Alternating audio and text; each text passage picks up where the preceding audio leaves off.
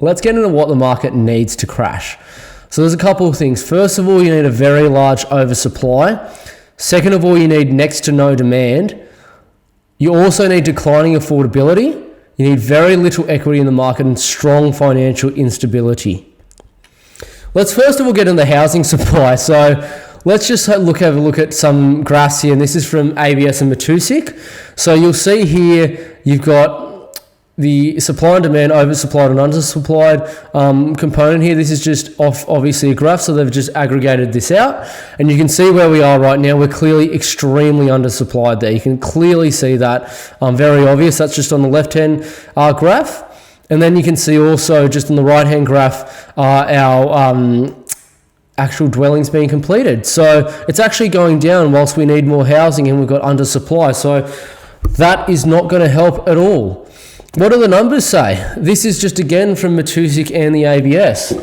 Now, the key part we need to look at here is the dwelling numbers and completion and the demand. And then the most key part is actually the difference.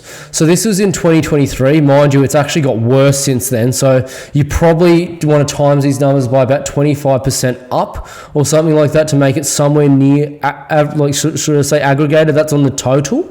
But some areas are worse, some areas are a little bit better. But you can see not a single market there, apart from the ACT, which it has about 11 people in it, basically, has a positive, should I say, demand to supply ratio. So, and that's only got worse. So that's what the numbers say in terms of supply and demand as well. Housing supply, this is total property listings. You can see the trend there. We're literally down probably about, that looks like about 30 to 40% on just total listings. That's just from SQM. So we've got more demand but less listings. And you look at the days on market just going straight down from there as well. So no good. Rental vacancy rates. So to give everyone an idea, the rental vacancy rate that's in the actual black is the rolling average. The red is what it is today. There is not a single market there, apart from Canberra again, that is literally better off than it was. Every market, well, Hobart's almost the same, but every other market, well, mind you, that's Hobart after it's doubled in value and rental value.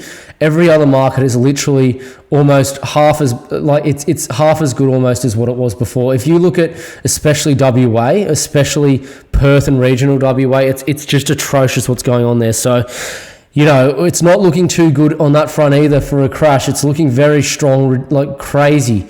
And then, despite all of that, we've got mass immigration, absolute mass immigration. So, and it's not, mind you, like it's not only the Labor Party that's doing this. The trend is up over the long term. So, if we look at, so you'll see sort of post World War II, we obviously started it, but particularly since the early 90s, you'll see that plotted trend graph, the forecast graph and trend graph, it being clearly up. And you look at, 2024 numbers and just plot it where they're looking at, even from that. So that red is the actual government's estimate of where it's going, but who knows what they're going to do. Like they said they'd cut it a lot. They said, I think that from memory they'd make it down 350,000 overseas immigrants or something like that. We've had around like nearly 600,000 of them or so in a year. So that's not really looking good either. You've got less supply, higher demand, and then you're bringing in more people. What do you think is going to happen to the market? It's just insanity.